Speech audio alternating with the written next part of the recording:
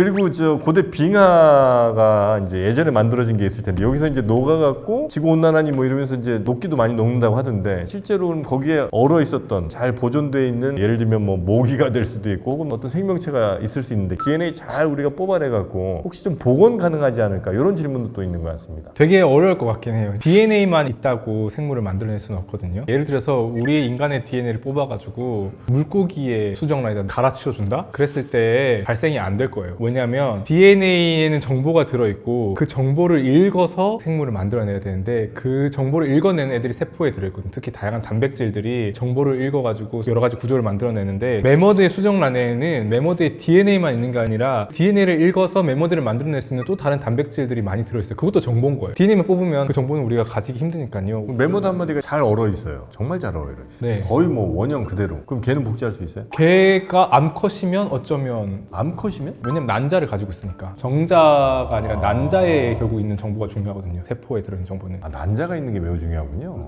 그 돌리 같은 거 예전에 복제한 그 친구도 난자 뭐 이게 필요했어요. 결국은 그렇죠. 체세포를 특히 수정란에서 핵치환을 하거나 이렇게 하는 경우가 많기 때문에 결국은 핵을 넣지만 세포가 있어야 되는 거예요. 그러니까 예를 들면 제가 생각했을 때 할 수 있는 거는 이제 메머드 같은 경우는 코끼리의 난자나 이런 데 시도해 볼 수는 있을 것 같아요. 아니면 메머드에 있는 중요한 DNA를 코끼리에 갈아치워서 넣어서 이제 메머드랑 비슷한 코끼리를 만드다가 좀 비슷한 그런 것들은 뭐 가능할지도 모르는 아직까지는 잘 보존돼 있는 친구는 없었던 모양이죠. DNA도 시간이 지나면 얘네들이 분해되고 하기 때문에 그걸 그대로 넣기는 힘들 텐데 조각난 DNA를 읽어서 멸종한 메모드의 DNA를 다시 이제 추정한 다음에 그거랑 비슷하게 코끼리의 DNA를 바꾸는 건 할 수 있어요. 아, DNA 정보를 그러니까 데이터화 해갖고 얘를 그대로 뭐 만들어내 볼 수는 있다. 돈이 어마어마하게 많이 들겠지만 기술적으로는 불가능하지 않습니다. DNA를 완전히 메모드의 DNA로 완전히는 쉽지 않겠지만 상당 부분은 갈아치운 그런 것들은 기술적으로 뭐 누가 몇 조 준다고 하면 해보는 사람 있을 수도 있을 것 같아요. 몇 조씩 필요해? 몇 아니, 조 들 것 같아요. 돈이 이거. 그렇게 많이 들어요? 네, 시행착오 많이 들어가서. 아, 좀 싸게 좀 해줘요. 그런 방법은 가능할 수도 있겠다. 보존이 좀 잘 돼 있는 게 확 얼어버리면 그래도 DNA가 파괴가 됩니까? 시간에 따라서? 오래되면. 왜냐면 시간이 10만 년 단위, 뭐 만 년 단위 이렇게 들어가 버리면 너무나도 긴 저희가 실험할 때도 냉동실에 넣어놔도 뭐 1, 20년 지나면 이제 잘 안 되고 하기 때문에 근데 왜 무슨 박테리아니 뭐 이런 친구들 동토층에 있다가 녹아갖고 다시 애들 뭐 살아난다고 하잖아요. 그러니까 박테리아보다 이런 동물들의 세포들이 훨씬 크고 복잡하고 손상되기 쉬운 거죠. 아, 그래서 지금 그 친구들을 다시 뭐 되살리는 건 매우 어려운 일이긴 하나 DNA가 잘 보존돼 있거나 혹은 이제 그 DNA를 잘 읽을 수 있는 상황이 되고 엄청난 돈이 들어간다면 가능할 수도 있겠다 생각하면 될까요? 네. 아, 돈이 하여튼 많이 필요하군요. 천문학에는 돈이 천문학적으로. 천문학적으로 들어가죠. 네. 아, 그러고 보니 천문학은 그럴 때 우리가 관용구를 참 많이 쓰네. 천문학적으로 그러니까. 돈 들어갈 때. 그렇습니다. 그리고 이제 돈을 별로 안 줄 때는 천문학자적으로. 부정할 수가 없네요. 천문학적인 연구비와 천문학자적인 연구비가 다르고. 그래서 천문학과가 있어야 좋은 학교입니다. 아, 그래요? 네, 들어가는 돈 대비 벌어다 주는 게 없는 과이기 때문에 유지하려면 그걸 버티는 학과여야 하니까 제가 농담삼아 그렇게 얘기합니다. 이대한 교수님이랑 제가 일하는데 천문학과 없어요. 아, 없어요? 선체 물리 전공은 있는데요. 천문학과는 따로 없어요. 천문학은 몇 개 없죠, 우리나라. 네, 고대가 없습니다. 그러니까 나쁜 데.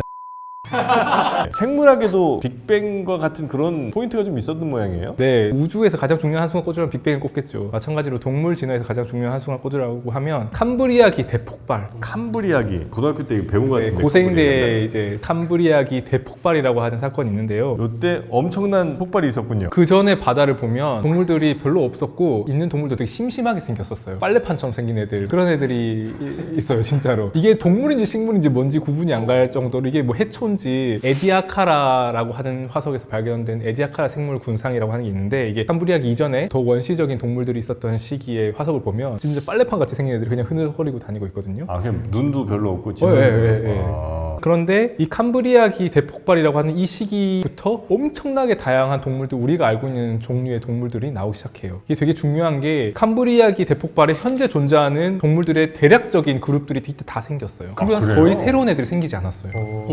아, 그 동물들이 이렇게 쭉 다양성이 생긴 게 아니고 이렇게 가다가 빵 한번 이게 터졌다 이거예요. 그렇죠. 이렇게 하다가 진짜 빅뱅처럼 빵 터진 다음에 종은 계속해서 멸종하고 다시 분화하지만 그 가문들 자체는 바뀌지 않은 거예요. 아 그래요? 네. 언제쯤이에요 캄브리아기가? 그러니까 한 5억 몇 천만 년 전쯤이라고 하는데 이때에 예를 들면 우리의 척추동물 조상들도 이때 다 출현했고 바퀴벌레의 조상인 그런 절지동물 이런 삽엽충이나 뭐 이런 애들에 해당하는 절지동물, 오징어는 연체동물, 척추동물 이렇게 문에 해당하는 것들이 이때 거의 다 완성이 됩니다. 그 이후로는 이제 거기에서 조금씩 더 개량되고 그런 상황이었지. 캄브리아에 무슨 일이 있었길래 갑자기 이렇게 빵 터졌죠? 그래서 이제 사실은 진화생물학, 고생물학에서 굉장히 중요한 질문 중 하나인데요. 우리 모두가 동의하는 정답 같은 거는 없는 것 같아요. 근데 여러 가지 가설들이 있고요. 그 중에서 상당히 많이 지지를 받는 가설들이 있는데 한 가지가 산소가 중요한 기능을 하지 않았을까. 산소? 산소는 지금도 있잖아요 대기 중에. 근데 그때 산소 농도가 낮았고 동물들이 육상으로 진출하기 전이었기 때문에 대기 중보다는 물에서는 더 산소가 제한되잖아요. 산소 농도가 어떻게 보면 우리 몸에서도 에너지를 내는 게 연소를 통해서 내는 거랑 비슷하게 산소를 써서 호흡을 하는 건데 산소의 양이 제한되면 생산할 수 있는 에너지 양이나 효율도 제한되기 때문에 말하자면 에너지 자체가 어떤 굉장히 다양하고 복잡한 동물의 출현을 제한하고 있었던 거라고 추정을 하는 사람도 있습니다. 예를 들면 산업혁명 이후에 엄청나게 우리 인류 문명이 거대한 동력원들, 뭐 석탄이니 석유니 지금 원자력이니 이런 것들을 발굴하면서 엄청난 건축물도 짓고 사실 거대한 유조선 같은 거 굴리려고 하면 옛날에 이렇게 사람들 노젓듯이 했었는 유조선은 그렇게 큰 걸 만들 수가 없잖아요. 그런 것처럼 이제 에너지적으로 훨씬 더 크고 복잡한 것들을 만들 수 있는 어떤 기반이 산소의 증가로 인해서 가능했을 것이다. 그리고 또 여러 가지 무기질이나 칼슘 같은 것들이 이렇게 용암이나 아니면 다른 데서 이렇게 흘러들어서 얘네들이 뭐 딱딱한 껍질을 만들거나 할 수 있게 되었을 것이다라고 하는 설명이 있고요. 제가 좀 좋아하는 설명은 눈에 대한 가설입니다. 눈? 이때쯤 이제 눈을 지닌 생물들이 되게 본격적으로 나타나기 시작하거든요. 그전엔 눈이 별로 없었어요? 그 아까 빨래판처럼 생긴 애는 그런 거 없어요. 빛을 감각하는 구조가 발달하게 되면서 그 런어웨이 시츄에이션이라고 하는 진화에서 어떤 변화가 다른 변화를 계속 추동하고 이게 서로 대물림되는 이러한 상황이 이때 일어난 걸로 보이는데요. 왜냐하면 눈을 가지게 되면서 원래는 그전에 아마도 맛이나 냄새로 세상을 감각했을 거란 말이에요. 이렇게 어디서 뭐 맛있는 냄새가 난다 하면 가서 막 이렇게 하고 했을 텐데 근데 눈을 가지게 되면서 사냥을 할 수 있게 됐을 거 아니에요. 저기 멀리 있는 정확하게 위치를 파악해서 가서 잡아먹는 게 가능해지겠죠. 그러면 잘 움직여서 가서 잘 잡아먹고 하는 것들이 자연 선택이 되게 될 것이고 잡혀먹는 입장에서는 잘 숨고 잘 도망가는 것이 선택될 것이고 잘 숨고 잘 도망가면 또 잘 잡아먹는 애들 그래서 딱딱한 껍질 같은 것들 아니면 뭐 잘 헤엄치는 지느러미 이런 다양한 동물의 우리가 오늘 알고 있는 다양한 동물의 구조들이 진화하는데 시각의 진화가 아주 결정적인 기여를 하지 않았을까라고 하는 가설이 있습니다. 저는 생물학적인 상호작용이 다양성을 이제 폭발적으로 증가시킨 그런 어떤 가설이어서 되게 제가 좋아하는 가설입니다. 산소가 하여튼 한번 빵 폭발을 해서 지구상에 굉장히 그 동물들이 살기 좋을 만한 상황들이 좀 조성이 됐고 그러면 만약에 그때 산소 농도가 지금보다 훨씬 높습니까? 아니면 지금이랑 비슷한 상황입니까? 제가 정확하게 그 숫자는 잘 기억이 안 나네요. 조사에 오셨어야죠. 네. 제가 왜 모르냐면요. 사실은 대산소화 사건 25억 년 전에 있을 때 엄청 올라갔다가 계속 오르락 내리락 합니다. 그리고 재밌는 게 우리 진화 역사에서 크게 5번의 대멸종이 있거든요. 그 5번의 대멸종이 있는데 여기서 많은 경우가 상당수가 산소 농도의 변화가 대멸종을 야기한다고 산소가 높아지면 아니면 낮아지면? 낮아지거나 높아지거나 다 이제 멸종은 될 수 있는데 높아져도 멸종해요? 왜냐하면 첫 번째 대산소화 사건 같은 경우는 그 이후에 엄청난 멸종으로 이어졌던 게 산소가 아까 말씀하신 반응성이 높거든요. 그래서 다 죽여버린 거예요. 사실 바다를 거의 불태워버리는 거나 다름없이 이 산소들이 원래 산소에 대응할 수 없었던 그 생명들을 다 공격하는데 그러다가 산소를 오히려 거꾸로 자기네들이 에너지를 만들어낸 연소, 불을 길들이는 것처럼 불을 가지고 공장을 돌리는 생물이 출현했고 그 생물이 바로 진핵생물입니다. 그래서 박테리아랑 달리 우리는 진핵생물이라고 해서 이제 산소를 가지고 에너지를 만들어낼 수 있는 생물인데요. 진핵생물이 뭐예요? 이름 자체로 핵이 있는 생물인데 세균들, 박테리아들 같은 경우에는 DNA가 세포질 속에 둥둥 떠 있는데요. 걔는 보면 그 세포 안에 핵이란 구조가 있고 그 안에 DNA가 들어있습니다. 진핵생물하고 산소하고는 왜 관계가 되는 거예요? 왜 진핵생물이랑 산소랑 관련이 있냐면 진핵생물들이 핵도 가지고 있지만 공유하는 보편적인 특징, 뭐 식물이나 저희가 공유한 특징이 미토콘드리아라고 하는 세포 소기관이라고 불리는데 얘네들이 사실 예전에 잡혀먹힌 박테리아예요.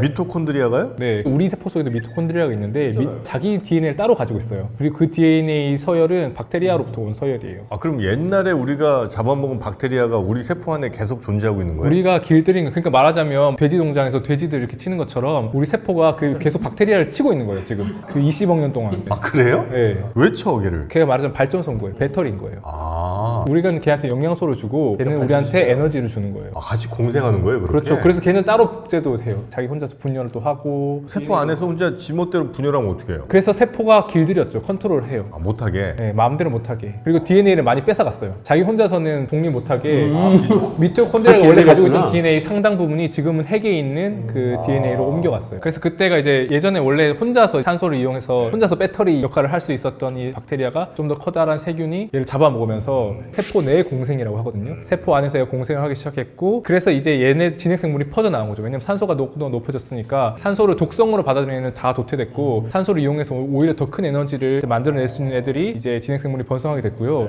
이 많은 에너지를 쓸 수 있게 되면서 더 복잡한 걸 할 수 있게 됐어요. 그 대표적인 게 다세포 생물이에요. 박테리아들은 다 기본적으로 단세포 생물인데 우리 다세포 생물들은 거의 대부분 진핵 생물이거든요. 미토콘드리아를 다 가지고 있어요. 식물도 그렇고 버섯도 그렇고 우리도 그런데 놀라운 사실 하나 알려드릴까요? 타주알이 하나의 세포라는 사실 알고 계십니까? 네 그렇죠. 예. 별로 안 놀라시네. 알고 계셨어요? 우리 전에 이 얘기 나왔을 때 다들 너무 신기했는데 당연하다고 알고 계시네. 그래요? 말이잖아요. 그러니까 알이니까. 세포 하나입니다. 네. 알고 계셨구나. 계속해 주시죠. 그래서 이제 다세포 생물들이 여러 번 출현했어요. 원래는 지구에는 하나의 세포가 하나의 생물, 하나의 개체였어요. 그게 기본값이었다가 원래 그랬죠. 그러다가 근데 이제 다세포로. 지금은 보면 타조 알이 어쨌든 크긴 하지만 타조가 되려면 세포가 많아지잖아요. 그게 언제 일어났냐? 뭐 10억 년 이전으로 올라가는데 그때 그 다세포가 만들어지는 게 한 번이 아니라 여러 번 일어났어요. 독립적으로 일어나서 식물도 독립적으로 세포 군집을 이루게 됐고 동물도 독립적으로 군집을 이루게 됐는데 아무튼 그런 과정을 거쳐 동물이 출현했는데 산소 농도 왔다 갔다 하다가 캄브리아 기쯤에 올라가는 일이 일어났고 그때 이제 폭발. 동물들이 폭발적으로 이제 성장을 하게 된 겁니다.